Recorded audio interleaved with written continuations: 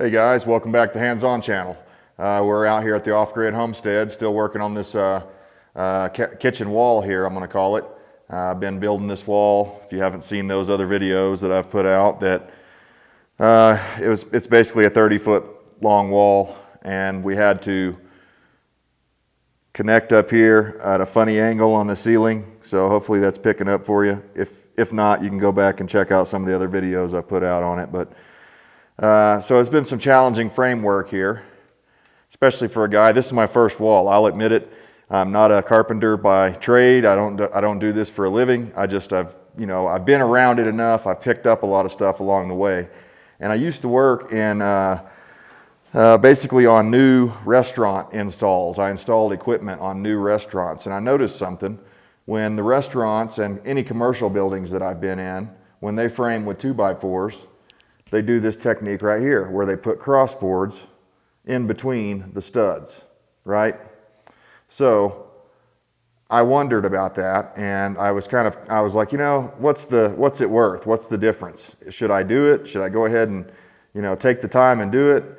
Well, I was looking at this big pile of scrap boards that I had because of, after building this wall, I had a whole bunch of real short pieces, and I thought, you know what? It's worth it. I've got some extra nails. Let's give it a try and see. So you can see I haven't done any of this side over here, but I want to attempt to show you guys the difference in this. Now it's going to probably be hard for me to show you this on camera. I've been trying to figure out ways I could do it, like set up a tape measure and kind of shove on it about the same, but all I can do is really kind of push it about the same pressure each time. So it's not a very scientific test, but you just have to take my word for it, guys. The feel of this thing is incredibly different. I mean, it goes from feeling like a kind of a loose, sloppy, wet noodle, I mean, not really. It's okay on this side over here. It's okay. It feels fairly rigid. But this is great. It made such a difference that I will never build another wall that doesn't have these in it because it's just worth the extra effort to put it in there. And the first wall I did was this 2x6 wall here inside the bathroom. I did that late last night. Oops, recording got interrupted there, but I did this section here with the 2x6s, and it stiffened it up so much I was like, oh yeah, I'm doing it on all of these guys. So anyways, let me get you set up here and I'll see if I can show you the difference. All right, we're gonna try to just kind of shove on this thing, and a lot of it's going to be probably perceived. You might be able to see it up against this one, I'm hoping.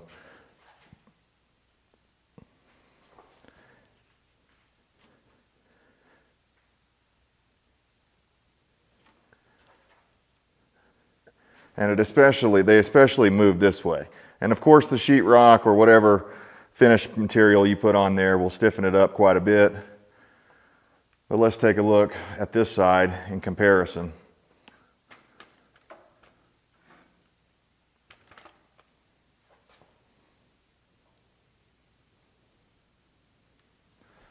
And, again, a lot of this is just probably not going to show up, but I mean, this thing is stiff.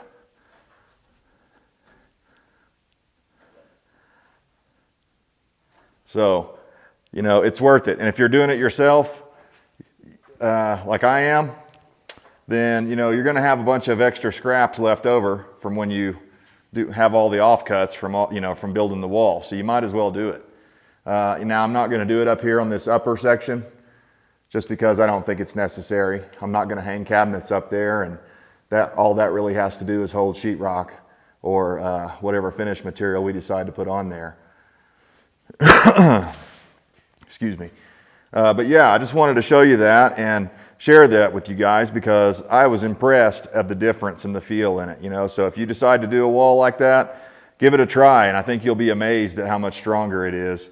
Now I have no idea in comparison. You could probably go on to Google and find out. I don't know what they call these cross braces exactly, but I highly recommend it. It's worth the extra effort because I was I was on the fence about it. I was like, I don't know.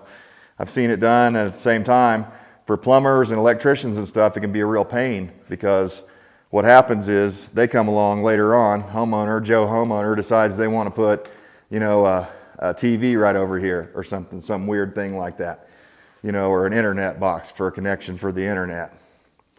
Well, the problem is that with these boards in the way and sheetrock on both sides of the wall, you cannot run a line down. You can't just drill a hole and run a line down anymore past this point without doing some sheetrock work or, you know, getting into some more a bigger job than what it should be.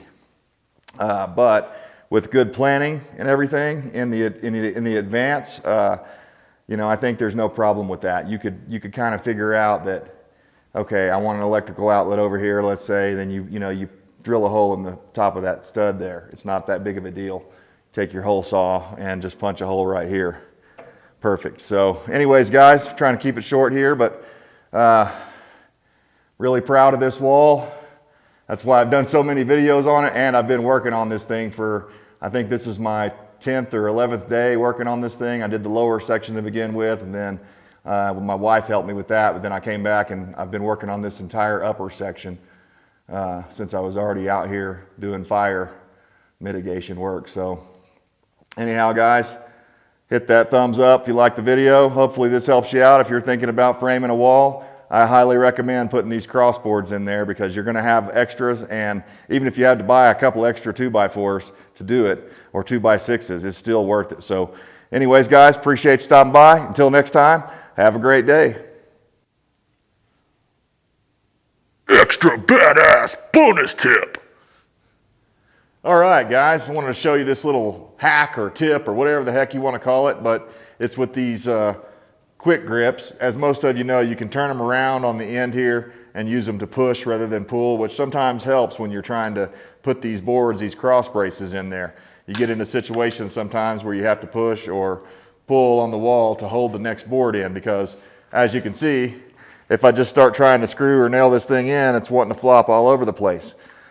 And on these narrower pieces like this, the one I just did with this little 4-incher in there, I was able to use the quick grip just like it's supposed to be. And you know, maybe this is common sense to a lot of you guys, but maybe not. Common sense ain't so common anymore, so I thought I'd share this with you.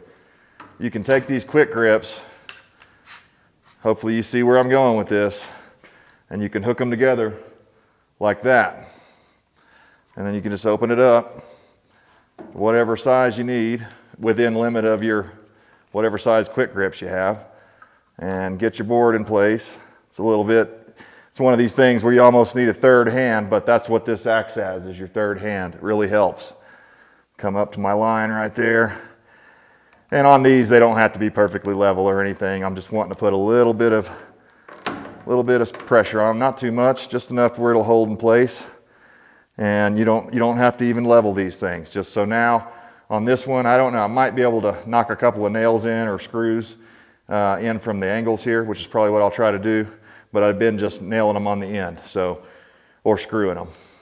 And I kind of prefer screws, especially on the ones around the doorways. So I may switch over if I start running low on screws, but I've got a whole pile of used construction screws that I pulled out of the exterior siding over there. So I thought, you know, hey, they're strong enough to hold siding on. They're strong. They're not sheetrock screws. I can tell by the texture and the color of them. So anyways, guys, check that out. If you got a pair of these quick grips, you can, you know, extend your reach a little bit so that it helps you with a job like this. So hopefully that helps you out. And actually, hopefully you already knew that. But if you didn't know it, that's fine.